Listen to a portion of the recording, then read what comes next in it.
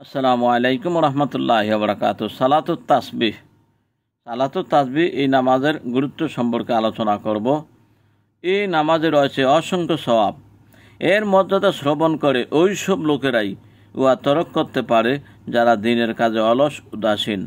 একদা হযরত রাসূল করিম সাল্লাল্লাহু আলাইহি সাল্লামের চাচা হযরত আব্বাস রাদিয়াল্লাহু তাআলা আনহুকে বলেন, চাচা, আমি কি আপনাকে দান খয়রাত করব না? আমি কি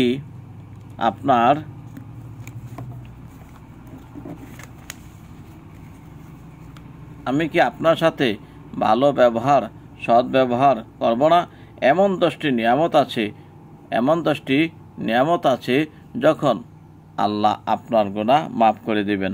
পূর্ববর্তী গুনাহ, পরবর্তী গুনাহ, পুরাতন গুনাহ, নতুন গুনাহ, ভুলবশত গুনাহ, ইচ্ছাপূর্বক গুনাহ, ছোট গুনাহ, বড় গুনাহ, বাতিনি গুনাহ, জাহিরি গুনাহ, এই সমুদয় গুনাহ ক্ষমা হয়ে যাবে।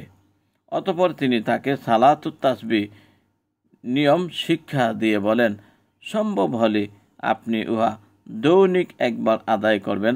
তা সম্ভব না হলে সপ্তাহে একবার, তা সম্ভব না হলে মাসে একবার, তাও সম্ভব না হলে বছরে একবার, এবং বছরে একবার সম্ভব না হলে জীবনে একবার আমল করবেন।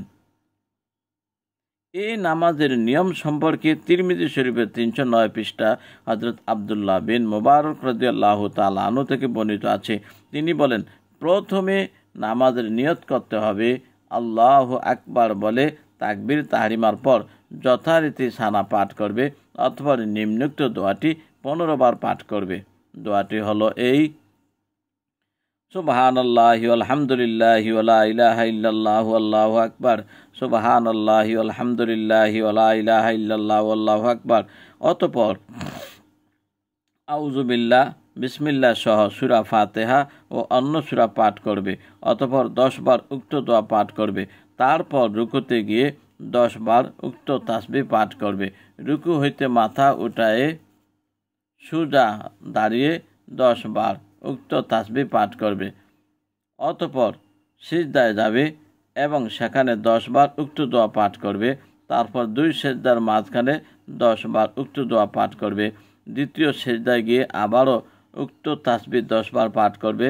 মোট 75 বার তাসবিহ প্রত্যেক রাকাতে পাঠ করতে হয়। এইভাবে 2 রাকাতে 4 রাকাত নামাজ পড়াকে সালাতুত তাসবিহ বলে। রুকু ও সিজদায় গিয়ে প্রথমে রুকু ও সিজদার তাসবিহগুলো কমপক্ষে 3 বার পাঠ করে নেবে। তারপর উক্ত তাসবিহ পাঠ করবে। হযরত ইবনে আব্বাস রাদিয়াল্লাহু তাআলা আনহুকে জিজ্ঞেস করা হয়েছিল যে, এই নামাজে কোন কোন সূরা পড়তে হয়, তা কি আপনার জানা আছে? উত্তরে তিনি বলেন, সূরা তাকাসুর,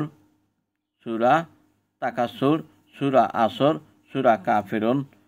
কতকের মতে সূরা হাদীদ, সূরা হাসর, সূরা সাফ, সূরা তাগাবুন পাঠ করার কথা আছে।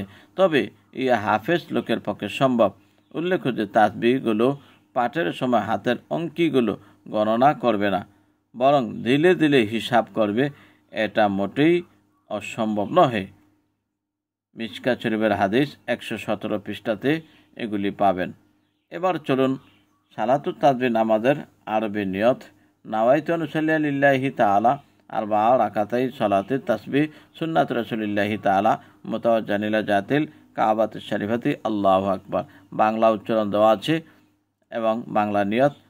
আমি কিবলামুখী হয়ে আল্লাহর উদ্দেশ্যে 4 রাকাত তাসবিহ নামাজ আদায়ের নিয়ত করিলাম। আল্লাহু আকবার বলে হাত বেঁধে নেবেন।